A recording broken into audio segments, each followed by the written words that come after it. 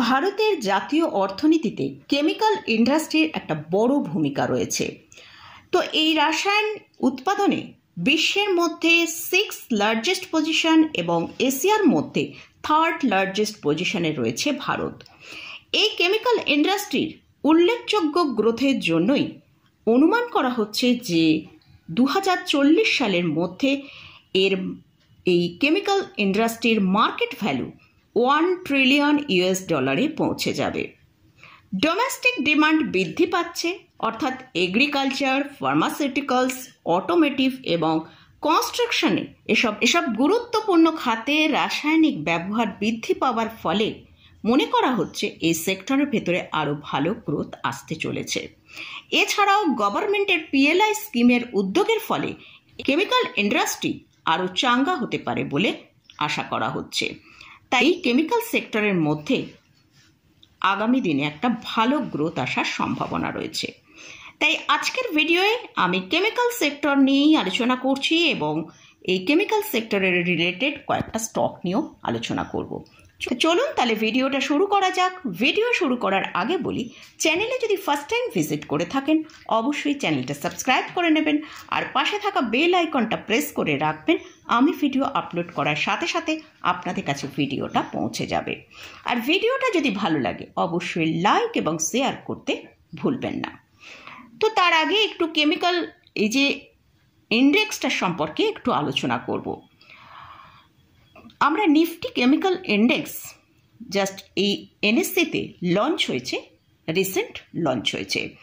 তো Nifty chemicals index হলো NSE-র একটি সেক্টরিয়াল ইন্ডেক্স, যা নিফটি 500 থেকে 20 কেমিক্যাল স্টকের কর্মক্ষমতাকে ট্র্যাক করা হয়। এই সূচক NSE ইন্ডাইসিস লিমিটেডে লঞ্চ হয়েছে 11th মার্চ 2025-এ। তো এই সেক্টরের কয়েকটা স্টক নিয়ে ডিসকাস করব। এই সেক্টরকে আরও এই সেক্টরের যেসব কোম্পানিগুলো আছে সেই কোম্পানিগুলো কীরকম পারফর্ম করছে এবং আগামী দিনে এদের গ্রোথটা আরও কতটা বেশি হতে পারে সেটা নিয়ে ডিটেলসে আলোচনা করব। ফার্স্ট যে স্টকটা নিয়ে আলোচনা করছি সেটা হচ্ছে PI ইন্ডাস্ট্রি। এই স্টকের কারেন্ট প্রাইস চলছে 4146 টাকা। স্টকটার 52 উইক হাই 4800 টাকার কাছাকাছি। এই কোম্পানি ফার্টিলাইজার এবং এগ্রিকালচার সেক্টরে বিলং করে। এটা লার্জ ক্যাপ ক্যাটাগরি স্টক। এই কোম্পানি অ্যাগ্রোকেমিক্যাল স্পেসের ওপর কাজ করে। এরা ডোমেস্টিক এবং এক্সপোর্ট মার্কেটে এদের স্ট্রং প্রেজেন্স রয়েছে। এদের মার্কেট ক্যাপিটালাইজেশন 63,000 করোড়ের ওপর। এদের ফান্ডামেন্টাল কিন্তু খুবই স্ট্রং। এদের ROE হচ্ছে 17.6% এবং ROCE হচ্ছে 22.6%। এই কোম্পানি ভালো ডিভিডেন্ড পে করে। এটা অলমোস্ট একটা ডেট ফ্রি কোম্পানি। তো এই কোম্পানির যদি লাস্ট 5 ইয়ার্সের প্রফিট গ্রোথ দেখি সেটা 29.5% CAGR এ গ্রোথ হয়েছে। তো এই স্টকের যেহেতু ফান্ডামেন্টাল খুব স্ট্রং এবং এই স্টকের গ্রোথ আমরা দেখতে পাচ্ছি অনেকটা বেটার, তো সেই জন্য এই স্টকটাকে আমরা কেমিক্যাল সেক্টরের জন্য আমাদের ওয়াচ লিস্টে রাখতে পারি। অবশ্যই স্টকটা কিন্তু এখন মোটামুটি হাই প্রাইসের কাছেই ট্রেড করছে। যদি স্টকের মধ্যে ভালো ডিক্লাইন আসে তাহলে কিন্তু স্টকের মধ্যে একটা ভালো অপরচুনিটি আমাদের জন্য হতে পারে। নেক্সট যে স্টকটা নিয়ে আলোচনা করছি সেটা হচ্ছে পিডিলাইট ইন্ডাস্ট্রি লিমিটেড। স্টকের কারেন্ট প্রাইস চলছে 3038 টাকা। এই কোম্পানি কেমিক্যাল এবং পেট্রোকেমিক্যাল সেক্টরে বিলং করে। স্টক এখন তার হায়ার লেভেল থেকে প্রায় 11% নিচে ট্রেড করছে। তো এই কোম্পানি ফেমাস যে ব্র্যান্ড রয়েছে সেটা হচ্ছে ফেভিকল। এছাড়াও এমসিল, ফেভিকুইক, ফেভিস্ট্রিক, ডক্টর ফিক্সড এরকম আরও বেশ কিছু ব্র্যান্ড রয়েছে। এটা একটা লার্জ ক্যাপ ক্যাটাগরি স্টক। এদের মার্কেট ক্যাপিটালাইজেশন 1,55,000 করোড়েরও বেশি। ROE হচ্ছে 23.1%, ROCE হচ্ছে 29.9%। এই কোম্পানিও ভালো ডিভিডেন্ড পে করে। এটা অলমোস্ট ডেট ফ্রি কোম্পানি। এই কোম্পানির কিন্তু ফান্ডামেন্টাল যথেষ্ট স্ট্রং এবং এই স্টকটা তার হায়ার লেভেল থেকে প্রায় এখনও 11% নিচে ট্রেড করছে।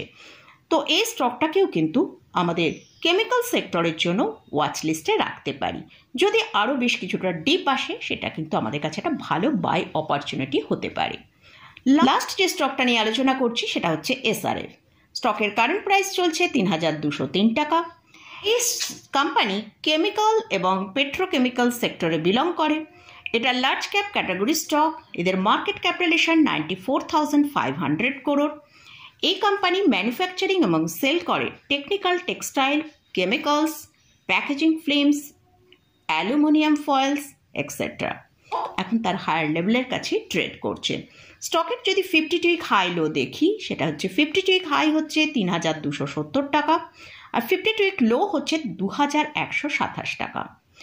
আর এই কোম্পানির কোয়ার্টার 4-এর যে মার্চ 2025-এর রেজাল্ট এসছে সেটা কিন্তু বেশ ভালো এসছে। নেট প্রফিট ইয়ার অন ইয়ার বেসিসে 25%-এর মতন বৃদ্ধি পেয়েছে। এই স্টকে এফআইস এবং ডিআইসদের একটা স্ট্রং পজিশন হোল্ডিংয়ে রয়েছে। তো আমরা একবার শেয়ার হোল্ডিং প্যাটার্নটা দেখে নেব।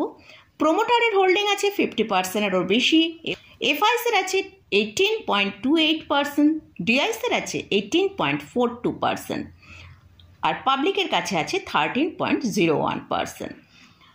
তো এই স্টকেরও ফান্ডামেন্টাল ঠিকঠাকই আছে, তবে প্রাইসটা অনেক হাইতে ট্রেড করছে। যদি এই স্টকে ওয়াচ লিস্টে রাখতে চান অবশ্যই স্টকটা কিন্তু বেশ ভালো একটা ডিক্লাইন এলে তবে কিন্তু এই স্টকে পজিশন নেওয়া যেতে পারে। তো মোটামুটি এই স্টকগুলো নিয়ে আলোচনা করলাম। এই স্টকগুলো কিন্তু কোনোরকম কোনো বাই রেকমেন্ডেশন নেই। এই স্টকগুলো জাস্ট কেমিক্যাল সেক্টর নিয়ে আলোচনা করার জন্যই এই সব স্টকগুলো নিয়ে আলোচনা করলাম। এই স্টকে বা এই সেক্টরে যদি কোথাও কোনো পজিশন নিতে চান তার আগে ভালো চার্ট এবং ফান্ডামেন্টাল অ্যানালিসিস করে নিয়ে তারপরে পজিশন নেবেন। তো মোটামুটি আজকের মতন ভিডিওটা এখানেই শেষ করছি। ভিডিওটা যদি ভালো লাগে অবশ্যই লাইক করবেন, শেয়ার করবেন, সাবস্ক্রাইব করবেন। ধন্যবাদ।